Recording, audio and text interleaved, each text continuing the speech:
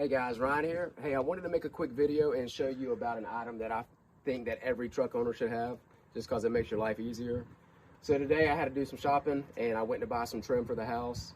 As you can see, I got 16-foot boards, 12-foot boards, and some 8-foot boards.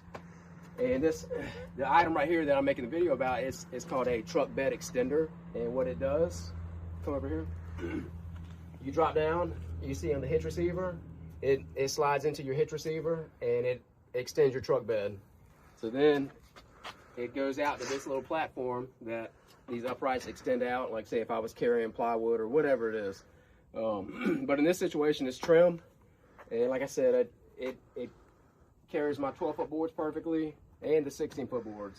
And it saved me from having to load up my trailer and just the hassle of, it wasn't necessary for me to take my trailer when I've got an easier option like this. I'm gonna drop a link to this in my description.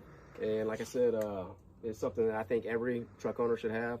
It's made my life easier. It'll make your life easier. The other thing that I use it for is when I'm hauling my kayak.